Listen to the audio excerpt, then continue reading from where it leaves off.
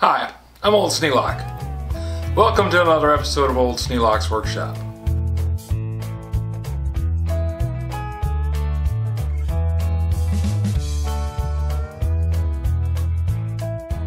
On another trip, I came across a different kind of tool. One that really had the place that owned it puzzled. They didn't know what it was. I saw it and I knew right away.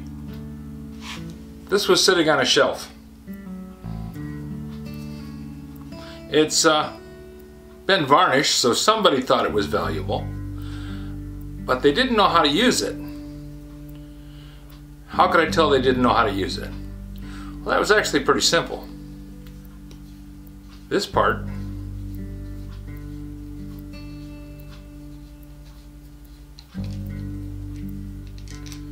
was on upside down.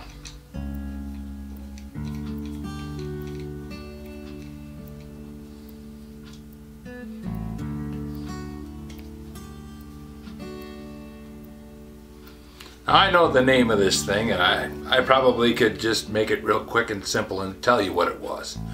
But I think it'd be more interesting to give you guys the opportunity to tell me, just to see who really catches on first.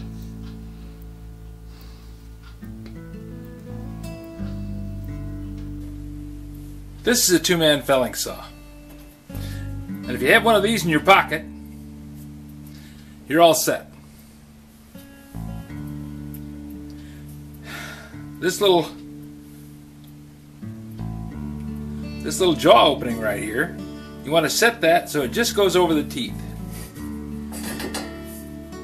Because this slips over the teeth. Just like that. Then you would take a hold of the handle and you'd pull on it, bending this tooth that direction. And you'd flip it around, pull it on this tooth, and bend it this direction. And you'd go along and you'd do that on every one of these teeth. Now this is looking at it from a flat perspective. This one goes this way.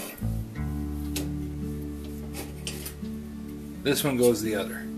And you go on down the full length of the blade. You only do the pointed teeth. You never do the raker teeth.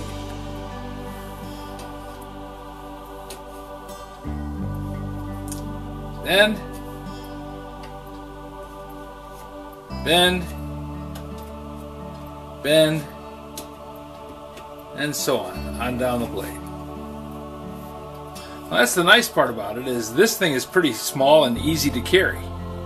With this and a good file, you could sharpen a one or two man saw out in the field.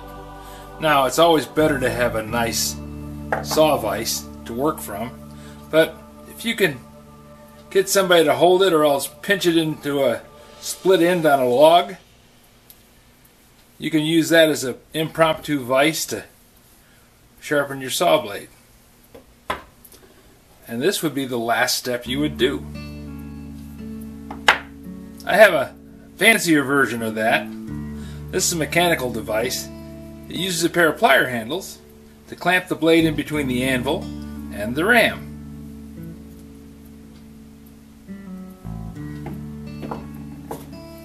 If you had to carry something in your pocket all day, this would probably be your choice.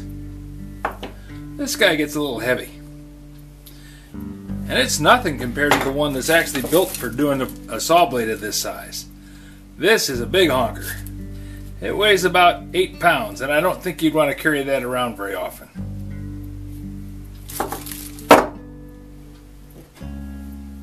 This one goes about 3 pounds. This one weighs about less than ½ a pound. Pretty light.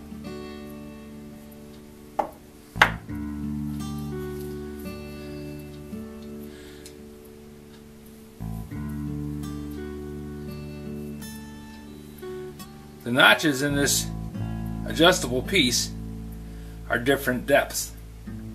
This one is fairly deep. This one a little less, quite a bit less. The opening is also larger. on the deepest one. But you can adjust that by tightening this screw up. That forces that opening to a larger size. I don't think I'm going to ever find a saw blade that thick, but if you did, this would let you do that. And this determines how much distance you can bend the tooth. The further open you have this, the further it can bend before that screw hits.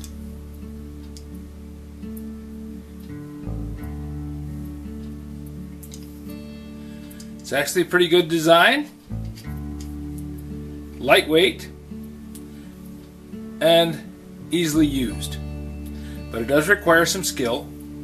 You have to know what you're doing with it, and you have to be able to do a good job of bending. You can over bend the tooth with this.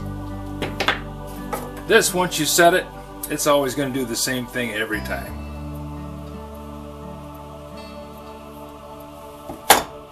Same thing with this great big one.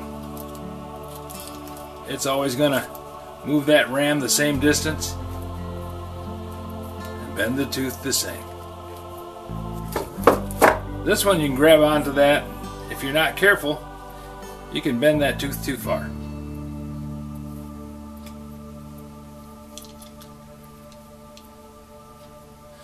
But for a $2 tool, and it looks to be, it's a manufactured tool. It's not something that you're going to get out of a blacksmith shop, I don't believe. But it is a nice little one. So that's an explanation of how it works. Now you tell me what its name is. It's pretty simple. I bet you'll get it in just a few minutes. If you have any suggestions for a new video, questions about today's video, or any of the other videos on the channel, just drop a note in the comments. You know I read them all.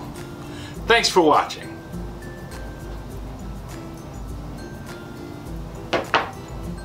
I got another new shirt for Christmas.